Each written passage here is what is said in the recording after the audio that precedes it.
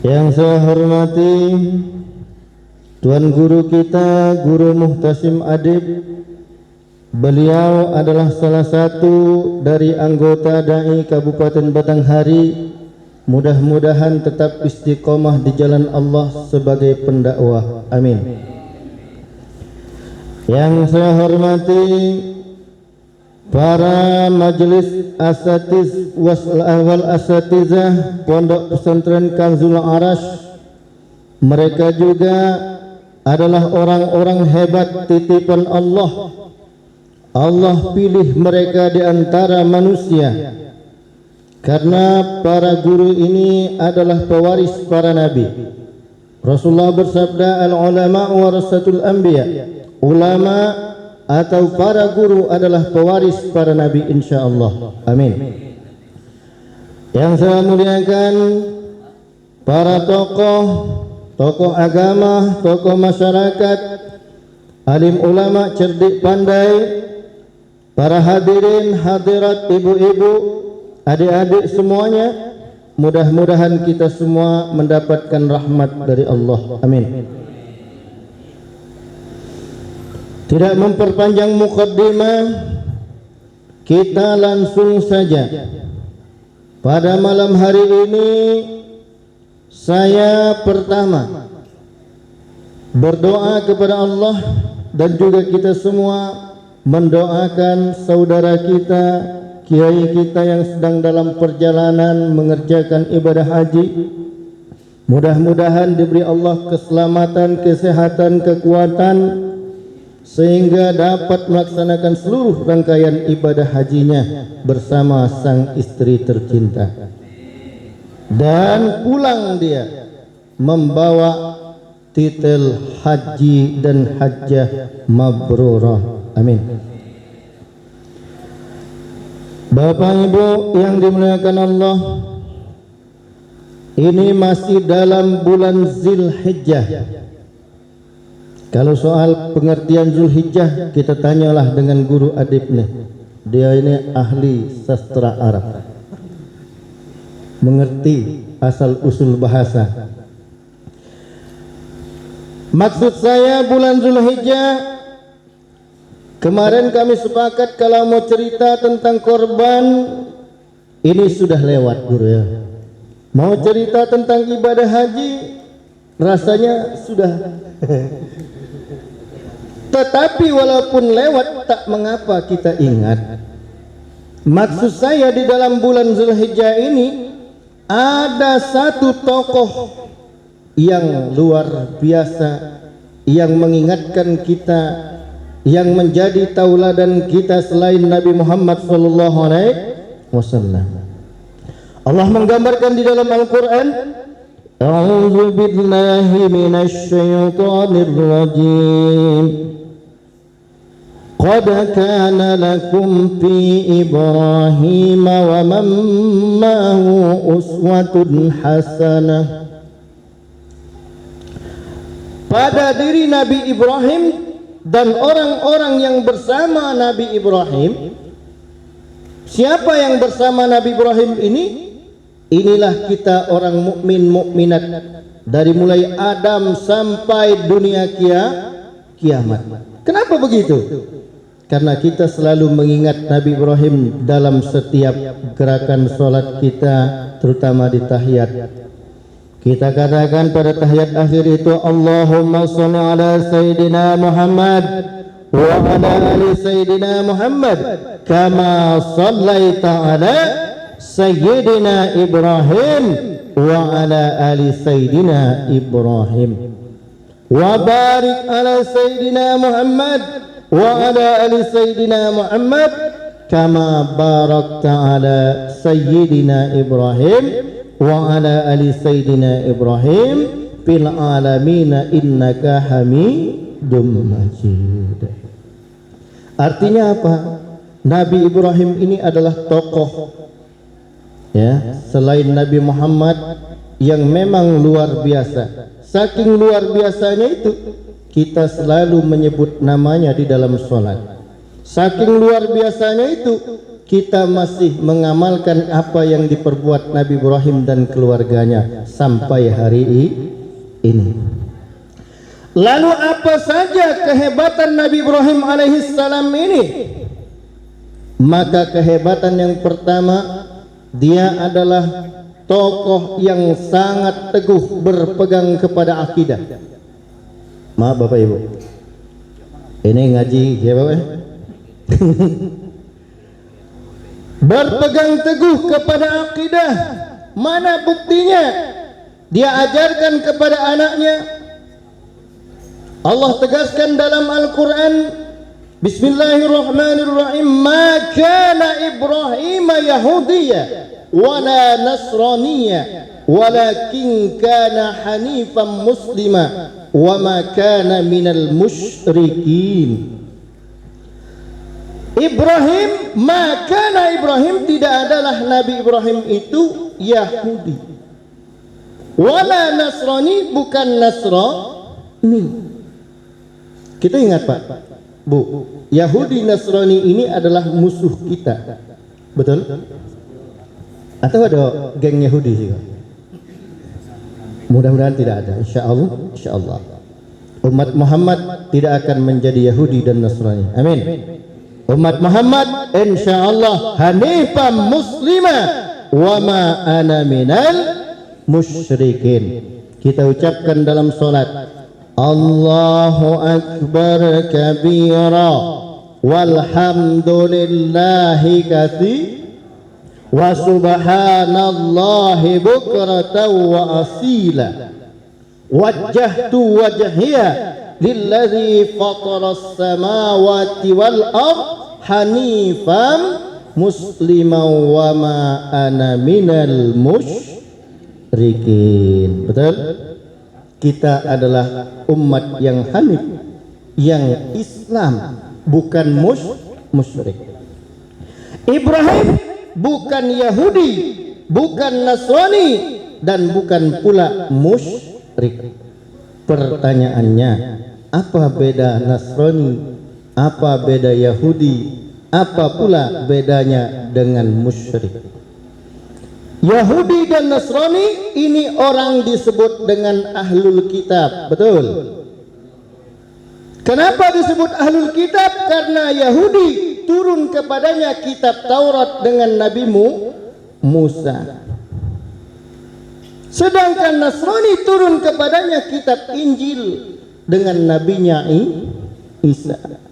Tapi sayang mereka ini mengkaji, mengelola, kemudian merubah. Ini Pak.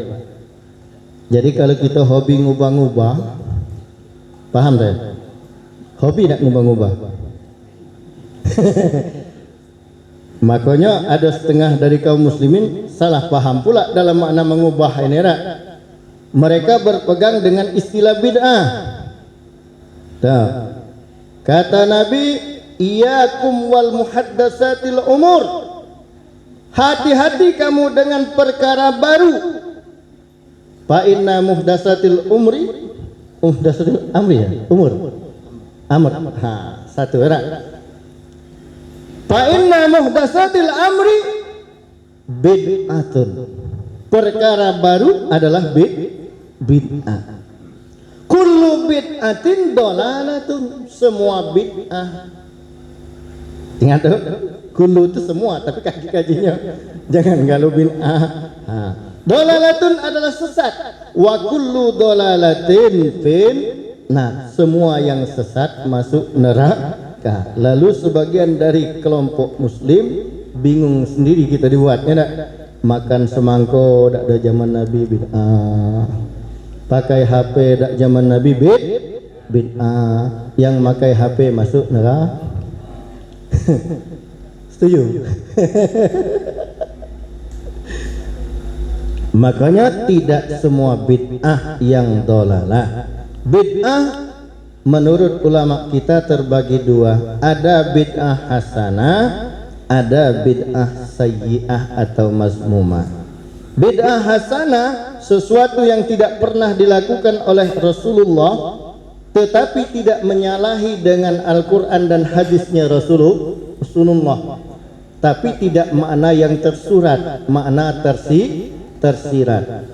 Nah, maka perkara-perkara tersebut dipandang baik oleh para ulama dalam kajiannya, maka itulah disebut dengan bid'ah. Ya, ulama itu mulai dari para sahabat, Nabi sendiri pun ulama. Nah, jadi seperti kita menulis Al-Quran, Nabi tidak pernah suruh tulis Quran. Ada tidak Nabi nulis Quran di dalam kitab model kau? Tidak ada. Nabi pertama wahyu turun dihafal, tulis ditulis kulit binatang, tulang unta, pelpah kurma. Itu yang ada di zaman Nabi. Lalu dijadikan mushaf ini di zaman para sahabat. Itu pun tulisannya tidak ada baris, jangankan baris, titik pun tidak ada, sehingga sin, shin sama, sod, dot serupa, tot, zo serupa, jim, ha, ho, datik beda. Cuma karena mereka bahasa mereka, ya paham. Kita ini, jangankan kita yang Indonesia diistilahkan dengan ajam, orang Arab pun banyak tidak tahu kalau titik-titik lagi sekarang nih, karena sudah jauh. Nah, maka kebijakan para ulama diberilah titik, kemudian ditambah lagi oleh ulama berikutnya akan baris atau harokat. Alhamdulillah bisalah kita macanya. Bismillahirrahmanirrahim. Coba kalau ada titik-titik baca ya. Makanya tidak semua bid'ah itu dolalah. Bid'ah yang seperti ini bahkan hukumnya kata para ulama karena menjaga ya keutuhan, menjaga jangan sampai Al-Quran itu salah dipahami bacaan dan maknanya, maka hukumnya wajib. Bid'ahnya wajib, karena kalau tidak ada dibuat macam itu bakal rusak Al-Quran. Nah, sekarang ada bid'ah merokok. Bukan merokok, gue sebelah kau merokok kok. Nah, merokok itu tidak ada di zaman Nabi. Mana ada Nabi merokok? Karena perusahaan rokok belum ada zaman Nabi. Maka merokok itu tidak pernah ada hadis menyuruh dan tidak pernah ada hadis melarangnya. Jangan pula kullu bid'atin dolalatun. Semua bid'ah termasuk rokok sesat. Ya kalau sesat apalah rokok. Itu namanya merokok dapat yang sesat kan. Kalau merokok beli dah sesat dah. Maka merokok itu tidak ada dalil perintahnya, tidak ada dalil melarangnya. Bukalah Al-Quran, bukalah hadis-hadis, tak akan ketemu. Janganlah kamu merokok, kata Nabi. Maka hukum yang seperti itu, yang tidak pernah dilarang, tidak pernah disuruh, itu hukumnya bertahan pada mubah pertamanya. Kembali kepada kita, ada manfaat atau mudarat. Kalau merokok itu mengakibatkan mudarat, hukumnya akan berubah. Al-hukmu mutaghayyir, hukum itu berubah. Bahkan ditambahkan bitaghayyuril ahwali, tergantung situasi dan kondisi. Nah, maka hukum tadi berubah bukan berarti merubah hukum. Dia menyesuaikan situasi. Nah, rokok tadi yang tadinya mubah tidak ada dalilnya, ya, mengharam dan menyuruh merokok. Lalu ulama berpikir mana dalil haram rokok kalau dia mengakibatkan efek samping seperti sakit jantung. Maka yang dipakai oleh Ustadz Abi Yazid Al-Jawas, ya haram rokoknya. Kenapa haram rokok itu? Karena dia pakai apa nama itu, bayuharrimul khobais, ayatnya. Rokok itu katanya khobais, kotor. Kalau tidak percaya rokok itu kotor, kamu makan abu rokok. Ada? Sudah mokok abu itu buat masuk nasi, tidak mau kan? Berarti sepakat kita rokok itu berdasarkan pendapat itu. Bukan berarti saya mengharamkan rokok. Nah, tapi rokok itu kan ada pula manfaatnya. Nah, dah atas setelah mau gua dipikir.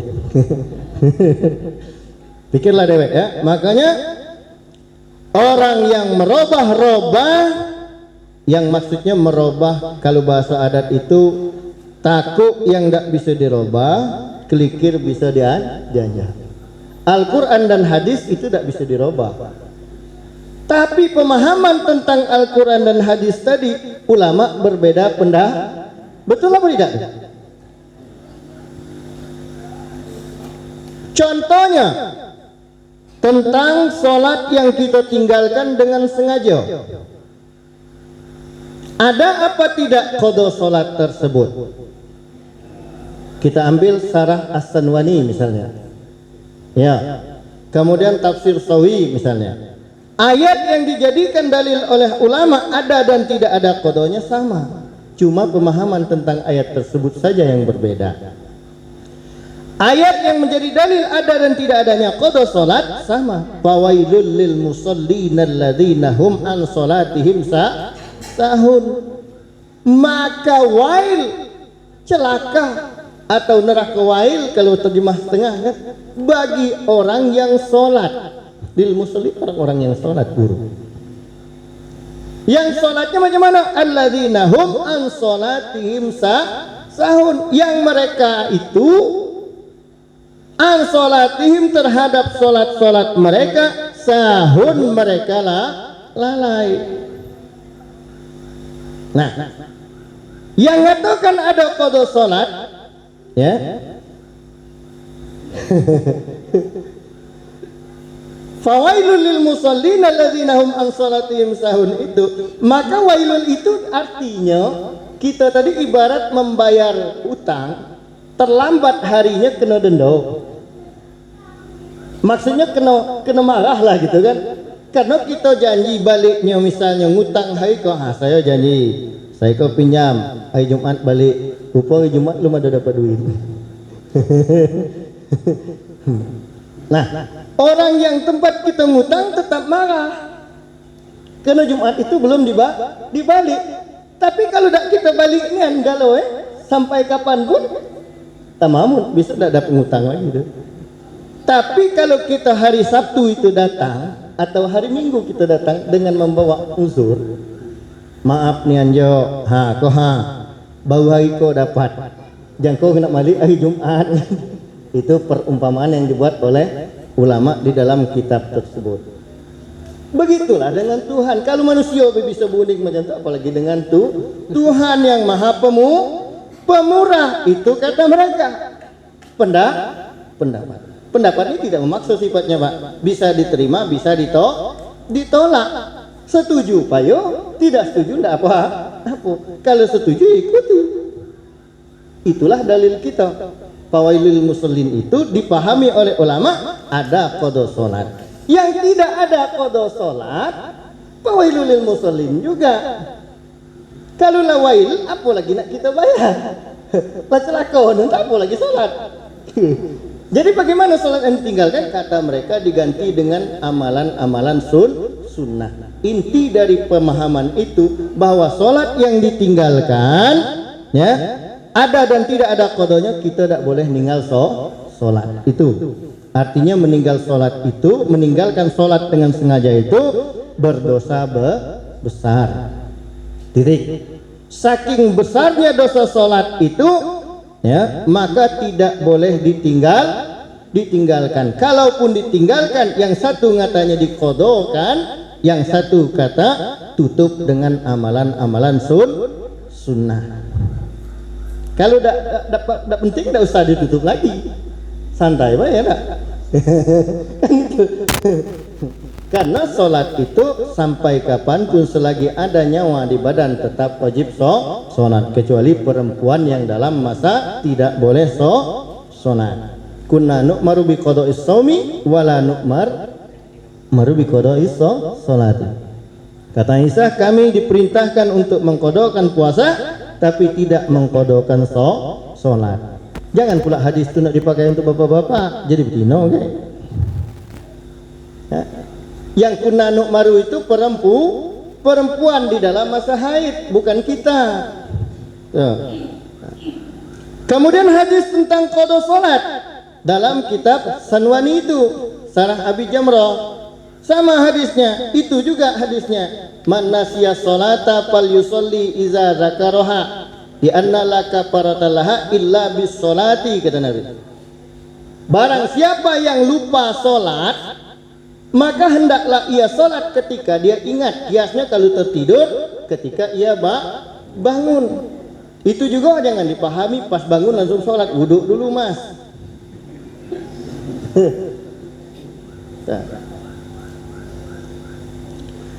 Man nasiya salata, siapa yang lupa salat, kata Nabi, falyusalli iza zakaraha, maka hendaklah ia salat ketika ia mengingat salat tersebut. Kenapa seperti itu? Lianna laka paratalaha, tidak ada ganti dari salat itu atau bagi salat itu illa bis salati, kecuali dengan salat. Yang ngatakan ada qada salat, tengok orang lupa baik katanya lagi disuruh ngodoh, apalagi sengaja. Yang lupa itu lagi kan uzur salat kan? Lagi Allah perintahkan qada, saking pentingnya salat itu tidak boleh ditinggalkan intinya. Apalagi orang yang sengaja meninggalkan salat, begitu paham mereka. Sementara yang mengatakan tidak ada qada salat, di situ kan dia balik ke teks. Yang lupa baik gitu. Sama dengan najis anjing dipahami oleh mereka. Anjing itu tidak najis katanya kalau menjilat di kaki, karena teksnya menjilat fil ina'i idza walagal kalbu fil ina'i fi ina'i hadikum. Kalau anjing itu menjilat bejana atau wadah seorang kamu, jadi kalau menjilat kaki tidak najis katanya. Tuh pula kan. Ya kita hargai pendapat mereka, tidak apa-apa. Cuman jangan pula diturut. Kaki anjing menjilat kaki tidak setuju kan. Nah, gitu kan lain pegangan. Kita mengikut mazhab Syafi'i, apabila dijilat anjing itu najis mughalazah. Gimana membersihkan najis mughalazah? Dicuci dengan 7 kali cucian. Salah satu dari cucian tersebut disertai dengan tanah yang suci. Lupa boleh go? Nah, saya kan nambah baik, gue kan ahli. Nah, gitu. Nah. Jadi kita, kalau orang mengatakan tidak ada qada salat dengan hadis man nasiya salata, seperti itu mereka pahami. Ini pendapat. Banyak gak pengikutnya. Lalu kita nggak tahu, hanya itu salah paham maksudnya kau, belum tentu nakau dan segala punya kita. Wallahu a'lam. Neraka dan surga milik Allah. Kalau dalam kaji ilmu tauhid, saya ini banyak ngajar tauhid. Pak, di pondok-pondok tauhid ya. Dalam kaji ilmu tauhid itu fi'lu kulli mumkinin aw tarkuhu, sifat yang harus bagi Allah, memperbuat segala yang mungkin dan meninggalkannya salah satunya. Harus bagi Allah itu memasukkan orang yang taat ke dalam neraka. Dan harus pula bagi Allah memasukkan orang yang maksiat ke dalam surga. Kenapa begitu? Surga dan neraka bukan punya kamu, punya Allah. Cuma bukan berarti nyuruh berbuat maksiat. Famay ya'mal mithqala dzarratin khairan, ya kalau berbuat kebaikan walaupun kecil, insya Allah nampaklah kebaikan itu. Cuma jangan dipamer-pamerin, Pak. Salat tahajud enak kecil, cuma 2 rakaat. Lebih kecil lagi dalam bab sedekah. Kita lihat, kita enak ngunyah-ngunyah kan? Entah siapa yang sedekah ke kue banyak kan? Suatu kali Nabi bersabda, kata Nabi, bersedekahlah kamu. Datanglah seorang sahabat miskin, ya Rasulullah, apa nak saya sedekahkan? Saya nak sedekah sementara saya tak punya apa. Lalu Nabi tidak mau meremehkan kalau kita, mula itulah kamu, maka nak pegawai, ya tak? Detik apa-apa. Kita hobinya meremehkan orang, kalau Nabi tidak.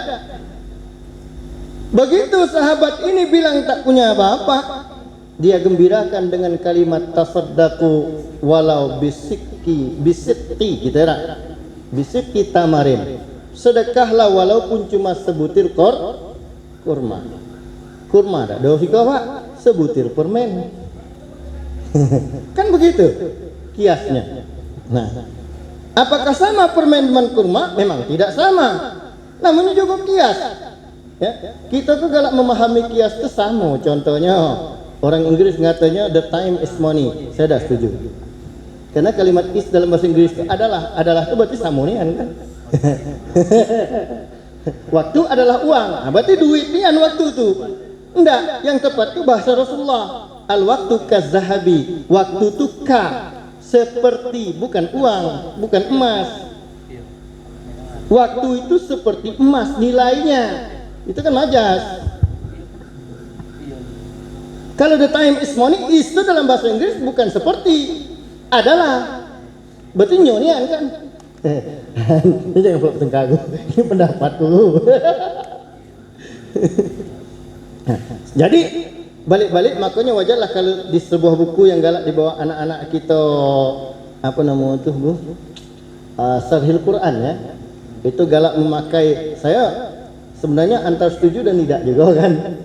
Anak tersebut dalam teks Syarhil ya, yang ada pidato Syarhil itu. Jadi di situ galak ngambil dia teks buku orang Nasrani Yahudi. Intinya non muslim lah gitu kan, yang mengarang buku tersebut non muslim. Dia banggakan buku itu, bahwa katanya buku tersebut mencantumkan nama Nabi Muhammad sebagai orang terbaik nomor 1, orang terhebat nomor 1. Saya setuju. Nah, tujuan budak tersebut menukilnya betul juga, karena jangankan kita, orang kafir pun mengakui Nabi Muhammad itu orang yang paling baik, paling bagus, paling hebat. Tapi kita hebatnya pula ngakui orang kafir kan. Secara tidak langsung tuh. Masa karyanya yang kita akui? Apa tidak ada karya kita? Tapi ada. Tuh, sebagai bahwa Nabi Muhammad itu terbaik. Apa bukti terbaik? Ini kalimat saja sudah beda. Orang kafir tadi bilang kan orang kafir itu bahasa orang kafir kata kita. Bahasa Inggris itu bahasa Yahudi. Ada pula macam itu. Orang Inggris itu banyak juga orang Islam kan. Nah, jadi dia bilang the time is money. Waktu adalah uang. Benar? Tidak benar. Waktu bukan uang. Nah, maka yang tepat Rasulullah lah yang ngomong. Al waktu kazahabi. Di tempat yang lain Nabi bilang al waktu kasaifi. Waktu seperti emas, waktu seperti pedang. Kalau lagi perang kan berguna nih yang pedang. Kalau kini kan bagi pedang tak guna kan? Nak ngapui ngencak pedang juga tak? Cuma pedang itu lagi kan banyak istilahnya. Pedang itu sebuah senjata. Contohnya, saya ini lagi pegang pedang, Mak. Ini pedangnya para penceramah. Lidah itu pedangnya apa? Setajam-tajam pedang, lebih tajam lidah orang, gitu lagunya tuh kan. Pedang itu tajam, tapi tajam lagi lidah orang. Kenapa? Karena lidah orang itu cukup ngomong satu kata saja, leher putus. Kalau pedang lagi nak dayun guru. Mungkin guru lebih paham kan. Saya ini kan ceramah depan guru. Nah, itu Pak. Jadi saya kok malas lama-lama Pak. Ya. Jadi Nabi Ibrahim pertama kehebatannya dia menanamkan akidah. Dan akidahnya itu bukan akidah Yahudi, bukan akidah Nasrani, tapi akidahnya adalah akidah Islam atau akidah Hanifah. Hanifah itu apa Bu? Lurus. Ada juga Hanif artinya cerdas. Contohnya Abu Hanifah kan, masa Abu Lurus? Ya. Hanif. Jadi bukan pula akidah orang musyrik. Jadi orang Nasrani dan orang Yahudi, mereka ini ahlul kitab, artinya orang cerdik, orang pintar, orang berilmu. Cuma kalau ilmu itu ya tidak disandari dengan satu posisi, dengan satu keadaan, dengan satu sandaran, maka ilmu itu akan kosong. Apa sandaran ilmu? Iman. Lihat ayatnya, yarfa'illahu alladhina amanu minkum walladzina utul ilma darajat. Allah mengangkat derajat. Yarfa'illahu, mengangkat oleh Allah. Siapa? Alladzina amanu minkum, orang-orang yang beriman di antara kamu. Kalau sudah beriman, soal ilmu gimana? Utul ilma, kalimatnya majhur, diberikan ilmu. Orang iman itu kalau dia mukmin, insyaallah Allah berikan ilmu. Min haitsu la yahtasib.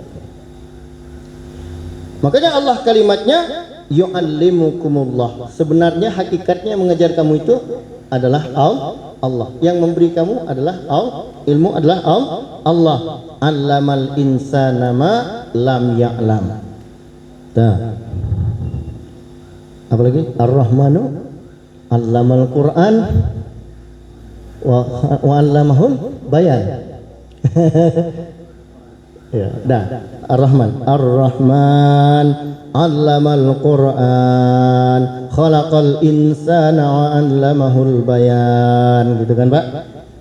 Ar-Rahman, dialah Tuhan Allah yang Maha Ar-Rahman, yang Maha pengasih, yang Maha dalam kasihnya. Tersalah jabarlah di situ. Kemudian apa? Allamal Qur'an, dialah yang mengajarkan Al-Qur'an. Nah, Al-Quran itu kan isyarat sebagai gudang ilmu. Artinya ilmu itu dari Allah. Persyaratan pertama mendapatkan ilmu itu adalah iman. Maka orang beriman itu jelas lebih cerdas dari orang tidak beriman. Makanya kata Allah, innal ladzina amanu wal ladzina hadu wan nasara was-sabiina man amana billah. Kuncinya orang berimannya kita nih, orang Yahudi, orang Nasrani, orang di luar itu musyrik tadi kan, baik itu Majusi segala macam agama Konghucu ini itu kan. Nah, kalau mereka mau mengubah ya, artinya beriman kepada Allah, maka mereka ini la khaufun alaihim wala hum yahzanun. Kuncinya iman. Tapi sayangnya mereka ini keluar dari iman. Iman itu dia tidak percaya. Nasrani dan Yahudi mereka tidak percaya kepada Nabi Muhammad. Sedangkan rukun iman pertama percaya kepada Allah. Rukun iman kedua percaya kepada malaikat. Rukun iman ketiga percaya kitab-kitab Allah. Kalau mereka tidak percaya salah satu dari Nabi yaitu Muhammad, berarti tidak percaya kitab Allah. Dalam Al-Quran itu tertulis Muhammadur Rasulullah. Bahkan di dalam Al-Quran disebut, di dalam kitab mereka juga ada. Isa menyebutkan bahwa akan datang sayati ya, mim ba'dismuhu Ahmad, akan datang sesudahku nama nabinya Muhammad atau Ahmad. Nah, tapi mereka tidak mempercayai itu, maka rukun imannya kurang, bahkan tidak sah.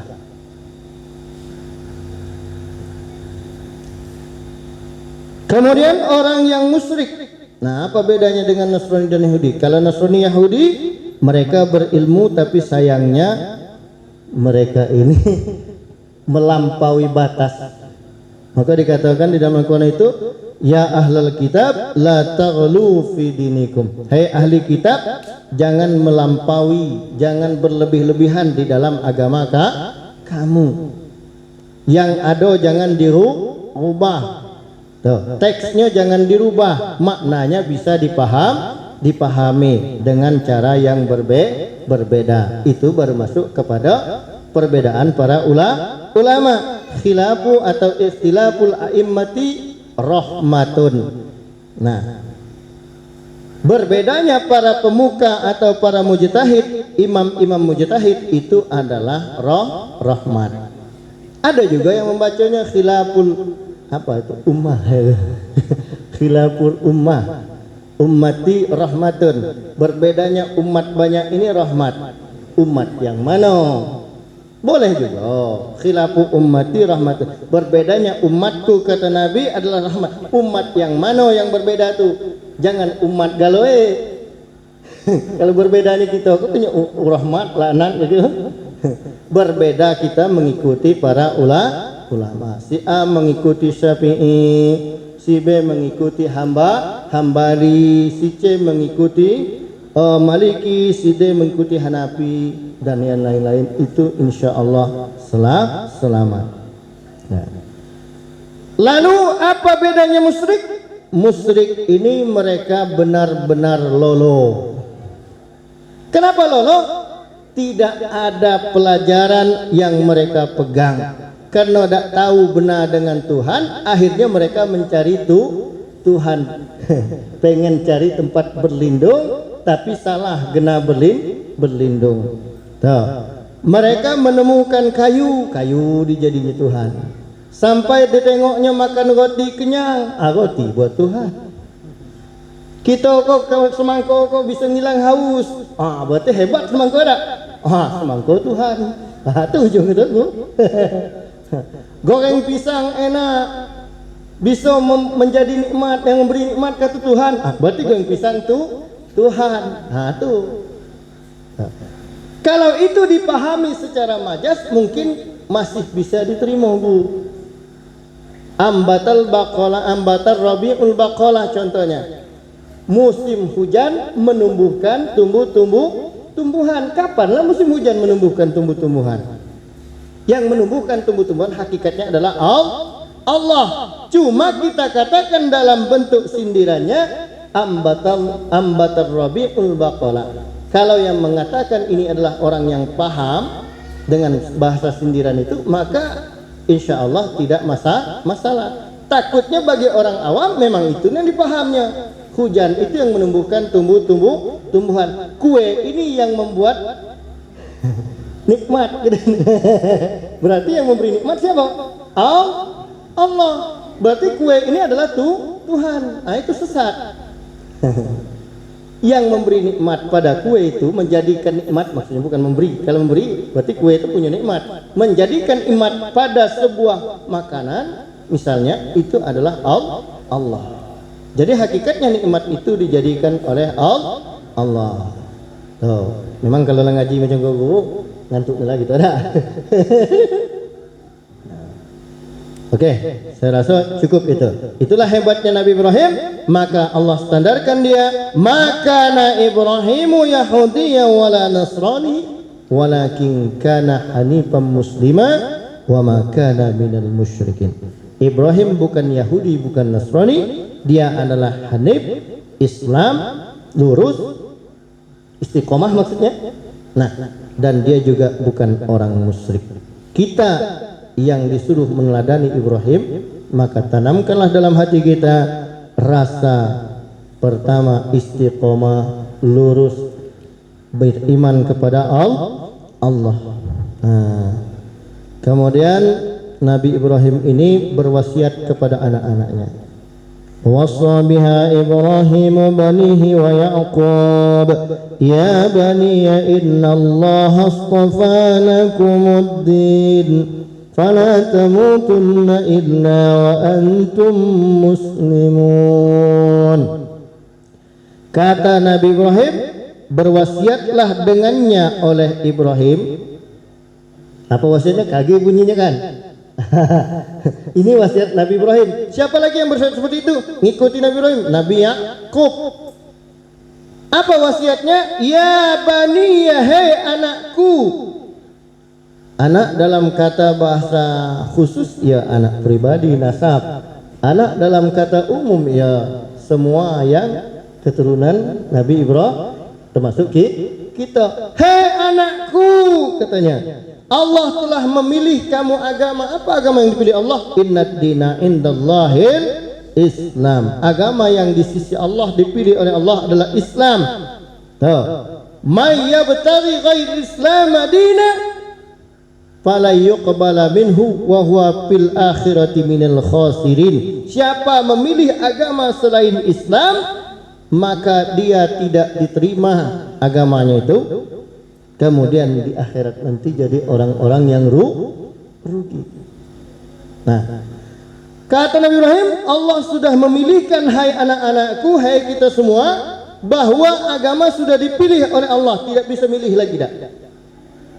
Adapun agama-agama yang lain itu tidak diakui oleh Allah. Apa agama yang dipilih oleh Allah? Islam. Nah, kalau kamu pilih selain Islam, maka tidak diterima oleh Allah dan akan menjadi orang-orang yang rugi. Kalau dunia kok buntunglah nyore gitu. Ya kan? Ya tak? Di dunia ini orang kafir lebih beruntung. Ada dalam satu riwayat, seorang kafir datang menemui seorang ulama. Kebetulan ulamanya itu mewah hidupnya, berpakaian bagus, duitnya banyak, rumahnya bertingkat, mobilnya kalau kini kan berkilat, mobil yang mahal itu. Nah, dekatlah orang yang apa namanya kata dia, orang yang anggaplah Kristen, tapi Kristen juga orang kafir tadi kan, mendekat dia. Kata Nabi kau, ad-dunya sijnul mu'minin wa jannatul kafir. Dunia ini penjara bagi orang mukmin. Saya tidak beriman, tapi lihat hidup saya, parah dari Tuhan.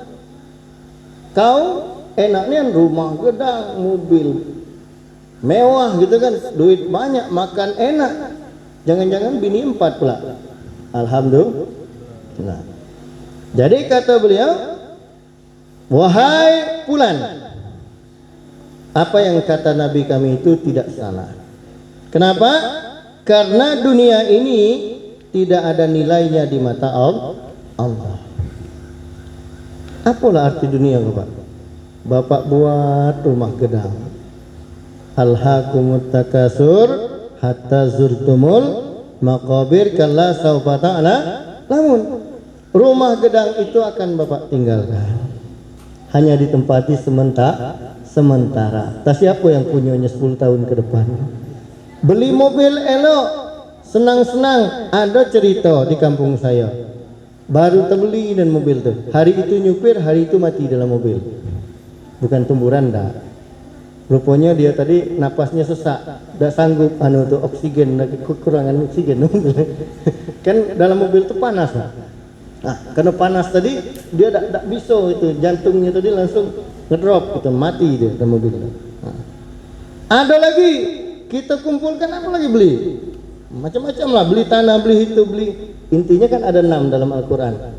Zuyyina lin-nasi hubbus syahawati minan nisa wal banin wal qanatil muqantarati minaz zahabi wal fiddah wal khailil musawwamati wal an'ami wal has. 6. Pertama, kita pengen punya pasangan. Laki-laki pasti nyari bini, yang betina pasti nyari laki. Setelah punya laki, punya bini, pengen punya anak, punya cucu. Wal banin, lah punya anak, punya cucu senang belum? Karena anak minta jajan, bini minta beli perhiasan. Maka butuhnya qanatirul muqantari minaz zahabi wal fiddah, harus banyak duit, emas dan perak. Emas dan perak, emas dan perak lah belambun. Apa pula yang terjadi? Ternyata kita punya kebun pula, punya ternak, akhirnya tidak sudah. Sampailah tutup hayat.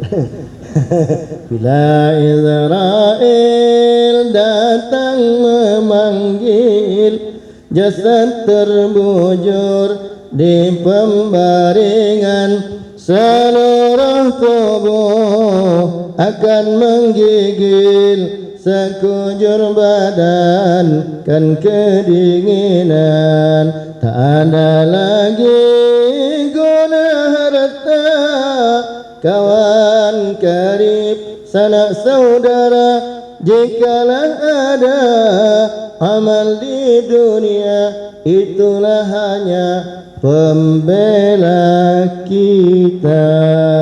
Sekian, karena waktu sudah jam 10 lewat, mata kita sudah melipat-lipat. Oleh karena itu, mohon maaf sampai di sini dulu. Kami juga perjalanannya jauh ke Muara Besi. Bapak masih dekat Muara Bulian ada. Tuh, saya Tanjung Marwong. Kage uang rumah saya mutu-mutu pula kan. Malamnya nana. Terima kasih. Mudah-mudahan ngocehnya saya di depan niko sebuah kebaikan buat kita bersama. Adapun yang khilaf, salah pemahaman saya, itulah sifat manusiawi. La yakhfa anil khata' wa nisyan. Tolong Bu Adib yang lebih paham ditunjuk aja, ada. Saya sering kumanya. Mudah-mudahan kaget ditegur itu salah tuh. Terima kasih. Kita tutup dengan mengucapkan doa kafaratul majlis. Subhanakallahumma wa bihamdika asyhadu an la ilaha illa anta astaghfiruka wa atubu ilaik. Allahumma shalli ala sayyidina Muhammad wa ala ali sayyidina Muhammad walhamdulillahi rabbil alamin. Wassalamualaikum warahmatullahi wabarakatuh.